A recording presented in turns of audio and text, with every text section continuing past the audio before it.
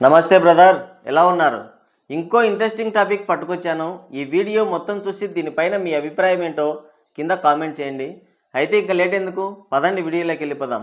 Man of masses young tiger NTR నటించిన దేవర movie ప్రభంజనం మళ్ళీ మొదలైంది. తారక్ సినీ కెరియర్లో దేవర మూవీ చాలా ప్రత్యేకం.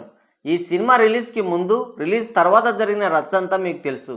టెంపర్ మూవీ నుండి బ్యాక్ టు బ్యాక్ విజయాలు అందుకుంటూ RRR మూవీతో ప్యాన్ ఇండియా హీరోగా మారిపోయాడు ఎన్టీఆర్. అయితే ఈ RRR మూవీతో ఎన్టీఆర్కి క్రేజ్, మార్కెట్, భారీ ఫ్యాన్ ఫాలోయింగ్ ఏర్పడింది. అతని యాక్టింగ్కి, స్క్రీన్ ప్రజెన్స్కి ప్యాన్ ఇండియన్ ప్రేక్షకులు ఫిదా అయిపోయారు.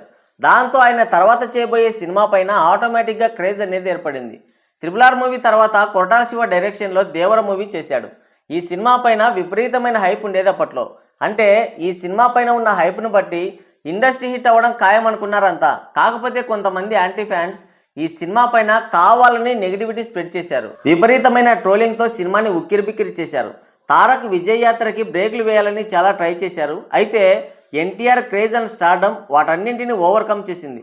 ఫ్లాప్ టాక్ వచ్చిన, తీవ్రమైన నెగిటివిటీ అండ్ ట్రోలింగ్ ఫేస్ చేసిన సినిమా బాక్సాఫీస్ వద్ద 600 కోట్ల బాక్సాఫీస్ కలెక్షన్స్తో దుమ్ము దుమారం చేసి సంచలన విజయం సాధించింది.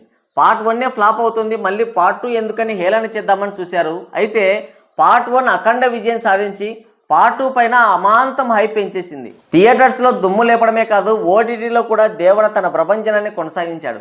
దాదాపుగా 3 నెలలకి పైగానే ఈ సినిమా టాప్ 1లో ట్రెండ్ అవుతూ అత్యధిక వ్యూస్ సాధించిన సినిమాగా ఒక రేర్ రికార్డ్ పెట్టింది. అయితే ఈ సినిమా వచ్చిపోయి దాదాపుగా 6 నెలలు దాటిపోయినా కానీ ఏదో ఒక విధంగా ఈ సినిమా సోషల్ మీడియాలో ట్రెండ్ అవుతూనే ఉంది. ఎన్టీఆర్కి తెలుగు రాష్ట్రాలతో పాటు ప్యాన్ ఇండియన్ మార్కెట్లో, అలాగే జపాన్లో కూడా విపరీతమైన ఫ్యాన్ ఫాలోయింగ్ ఏర్పడింది. అందుకనే ఈ సినిమాని జపాన్లో లాస్ట్ మంత్ 28న చాలా గ్రాండ్గా రిలీజ్ చేశారు. అయితే అక్కడ కూడా ఎన్టీఆర్ క్రేజ్తో ఈ సినిమా రికార్డు స్థాయి కలెక్షన్సే రాబడుతుంది. విడుదలైన 3-4 రోజులకే చాలా సినిమాల లైఫ్ టైం కలెక్షన్స్ని బీట్ చేసి టాప్ 5లోకి ఎంటర్ అయింది. ఊపు చూస్తుంటే ఈ సినిమా అక్కడ కూడా మరో సెన్సేషన్ క్రియేట్ చేసేలాగే ఉంది. రిలీజ్ అయినప్పటి నుంచి అక్కడ కలెక్షన్స్ చాలా స్టడీగా ఉన్నాయి. ఎందుకంటే జపాన్లో ఎన్టీఆర్కి కల్ట్ ఫ్యాన్ బేస్ ఉంది. ఎన్టీఆర్ నటించిన లాస్ట్ మూవీ RRR నిరవధికంగా సంవత్సరం పాటు ఆడింది. దీనికి తోడు దేవర మూవీకి బ్లాక్ బస్టర్ టాక్ వచ్చింది అక్కడ. మన అదృష్టం ఏంటంటే ఇక్కడ ఉన్నటువంటి ఎదవలు జపాన్లో లేరు. అందుకనే జపాన్లో దేవర మూవీకి జెన్యూన్ టాక్ వచ్చింది. దాంతో దేవర మూవీ గత సినిమాల కలెక్షన్స్ అన్నింటినీ తుడిచిపెట్టే దిశగా వెళ్తుంది. ఇంతకు ముందు RRR మూవీ టాప్ 1లో ఉంది. ఆ తర్వాత ప్రభాస్ నటించిన సాహో మూవీ టాప్ 2లో ఉంటే, మళ్ళీ ప్రభాస్ నటించిన కల్కియే 3వ స్థానంలో ఉంది.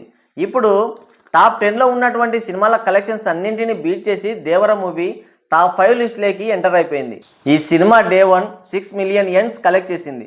Day 2 5.5 million yens, day 3 5.1 million collect చేసి 3 రోజులకు గాను 16.6 మిలియన్ యెన్స్ కలెక్ట్ చేసి దుమ్ము దుమారం లేపింది.